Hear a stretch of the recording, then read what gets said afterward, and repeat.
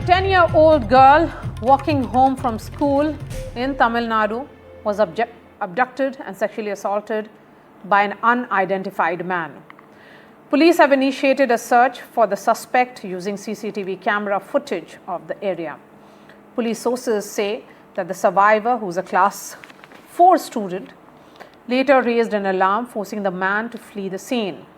Based on the girl's statement, a case has been registered under the POCSO Act. But it doesn't end here. From Tamil Nadu, let's move to Kolkata, the so-called cultural capital, where a campus rape has shaken the very foundation of a premier university. A place meant for learning has become a hunting ground for predators. Where is the accountability?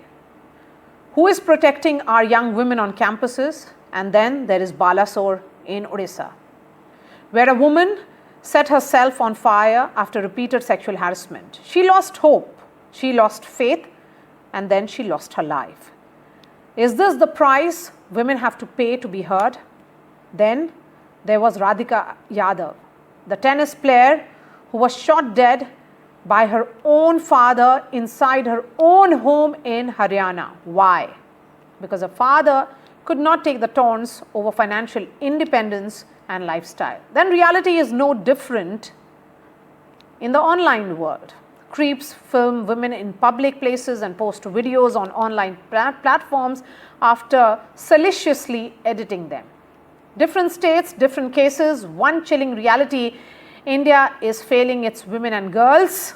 Our laws are strong on paper, but on the ground, are they just words? Tonight we ask on the show, how many more daughters must pay with their lives before India wakes up? Are we doing enough to make our schools, campuses, workplaces safe for women? And most importantly, where is the fear of law? Or is it that predators know they will walk free? Joining me on the show tonight, Harish Mohammad Ibrahim is a DMK supporter who is also a political analyst. We have Uma Anandan, BJP councillor. Nirmal Kaur is a former IPS officer. Lalita Kumar Mangalam is a former chairperson of NCW. Before I bring in the politicians, Lalita Kumar Mangalam, it seems almost like an epidemic now. Marya, it doesn't seem, it is an epidemic. Last night I was on a show where we talked about Balasore, last week about Kolkata. A couple of weeks, less than a month ago, that poor girl who had to commit suicide because of dowry, which again was from Tamil Nadu. In this, we are talking about two states, what you call the cultural capital, and Tamil Nadu, which claims to be one of the most developed states in this country. What price culture, what price development when our girls are not safe anywhere? At home, in schools, in colleges, on the roads, in public spaces, private spaces, in their offices, we are safe nowhere. And it just seems to be going from bad to worse. All of this we make a noise about. I'm not saying the police don't try, perhaps they do.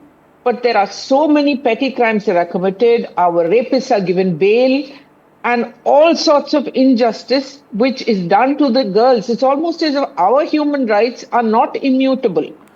I mean, everybody has rights. But what about the girls who are paying with their lives in more ways than one? When there is violence that is perpetrated against them, all forms of violence. Like I said, the Balasore case was harassment. The Coimbatore case was dowry. This is rape.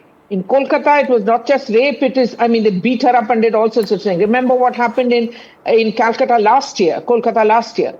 So each story seems worse and worse than the other. Yes. Nothing seems to be, the severity, the calamity, if I can use that word, doesn't seem to be in any way dying down. We just sort of limp from one such incident, heinous, frightening, terrifying, to another. Yes. And here, everybody is talking about women's empowerment. Imagine how many people will want to now, will start using this as an excuse not to educate their girls. From a little girl of 10 years to a girl of about 21. There doesn't see, and the last year, that medical student was about 27, 28. Where is it going to stop? And how is it going to stop? Whom do we blame? And I mean, there don't seem to be any answers. And this is what is the most frightening thing. Nirmal Kaur, my question then would be that are we doing enough to make our schools, campuses, workplaces safe for women? Here is the girl, a minor of 10 years. She was on her way and then she stopped, molested, stalked. This is the truth.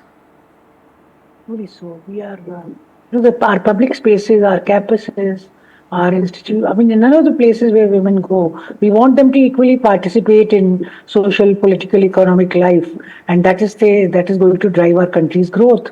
That they are going to be our engine of growth. But we are not making the environment safe for them.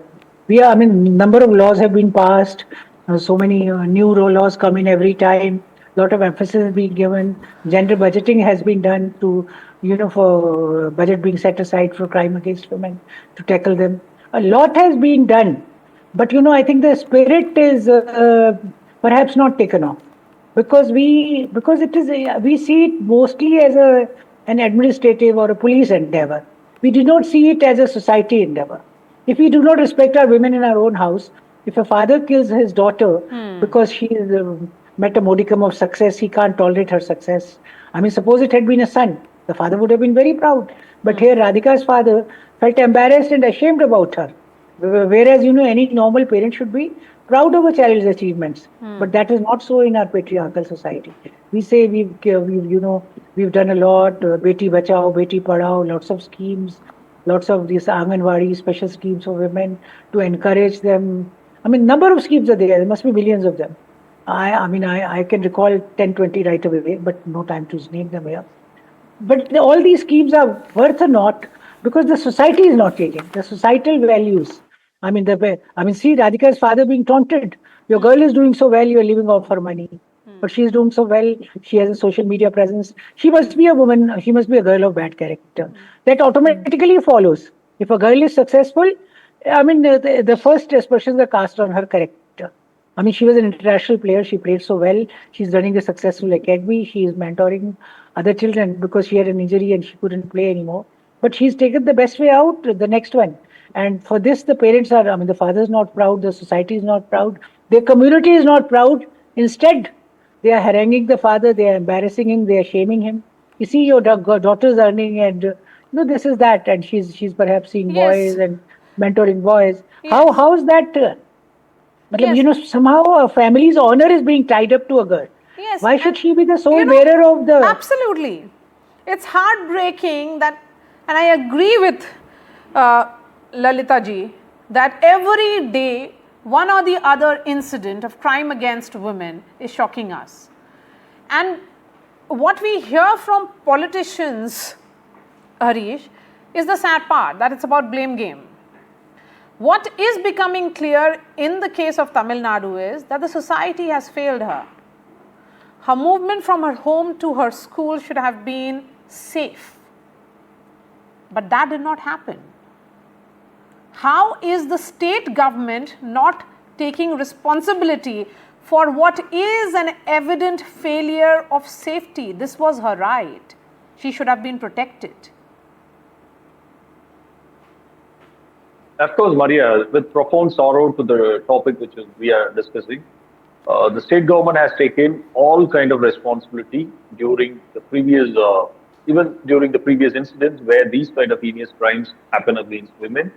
And with utmost sincerity, with utmost putting forward all the judiciary in place and all the administrative evidence and the police evidence in place, we have made sure during this tenure, for that matter, whatever the heinous crimes which happen against women for that matter, it has been taken down with utmost sincerity. And even during the Anna University issue, the entire culprit has been mapped with proper scientific evidence and which has been produced before the court under the POCSO Act, and it has been delivered, justice has been delivered within 5 months during their fast track. So the state of Tamil Nadu doesn't want to defend what kind of heinous crimes which happens against women, where the state government has put forward all the effective measures to bring women empowerment in all the places. That is the reason where we have almost 48 to 50% of the women participations across the Indian average is almost 20% of women participation in the workforce. We have almost 48 to 50% of the women empowerment happening in the state. And right from basic education till to their graduation or even getting into the work area, we have done whatever the best. Not only doing, I'm participating and defending the DMK government, even the ADMK government, the then successive governments have done whatever the best possible way to make sure the women in the state Yes. are feeling safe and secure. And then a 10-year-old is stalked and raped. So for all Maria, the that is crime, what? no. For all the claims that you are making on the show tonight, she was walking home from school. She is abducted and sexually assaulted by an unidentified man. And then you make all the claims of how the state is safe and everything is being done. Here is a sexual assault survivor who is, of course, telling her story in the sense, the trauma that she has gone through. And then the state government, the best it can do is talk about the achievements in the space of women's safety. I mean, it's shameful that instead of reaching out to the family and ensuring that this entire case is fast tracked because the case is already registered under the POCSO Act, you're doing everything, but instead of, the priority should be about fast tracking this case, which is not happening here. Uma, come in now. Oh, can I respond to that? No, because you have entirely made sure to debunk. Uma. See, first I would like to say, no. Now, first I would like to say the situation in every day. Umanandan, there is a problem with your line. There is a problem with your line. Yes, quick response from you, Harish, and then I bring in others. Yeah, because as I stated earlier, whatever the heinous crimes which happen, Tamil Nadu has to. Go ahead, Harish. No, let ma'am is being interrupting. Let her speak. Go ahead. There's a problem with her network. Okay, fine. So as I stated earlier, the government is taking all kind of effective measures, even for this kind of incidents, wherever it happens across the nook and corner of Tamil Nadu. That is the reason I have stated that the entire Anna University issue has been nabbed. Within 5 months of the culprit has been given, justice has been served. The same kind of things will be happen for this as well. The entire search investigation team has been pressed across the state, and it is Andhra Bado, so there will be a time delay in the special investigation team. For sure, the culprits will be nabbed. Okay, Lalita Kumar Mangalam, you get the last word on the last word tonight. Go ahead. It's not about justice being served after somebody has been raped or killed or committed suicide, etc. It's about ensuring that at the very least, that such crimes decrease. We are not seeing a decrease. The thing in Coimbatore was from a rich, educated background. What difference did it make? They harassed the girl to death. Here it's a little girl of 10 years old. The mentality, we keep saying we're empowering girls, but are we teaching our men to respect women? Everything is only aimed at the girls. Where are we teaching our men that women are not just sexual toys or playthings or to bring dowry or to cook your food and bathe your children and bear your children and that women also have to be respected? Tamil Nadu's culture, and I'm from Tamil Nadu, I'm a Tamilian. Tamil Nadu's culture has always revered women.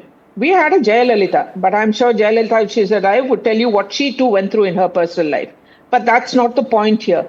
The point is that despite our development, we are not able to keep our girls safe. That is shameful. As a society, and you can't go on blaming only the politicians or the police, etc. As a society, we need to take stock and start educating our boys, in a sense, empowering our boys to be better men, to be better brothers, husbands, cousins, protectors, whatever you want to call it. But to teach them that to respect women is probably the best way to be a man. All right, Lalita Kumar Mangalam, Nirmal Kaur, Umanandan and Harish, thank you so much for joining us.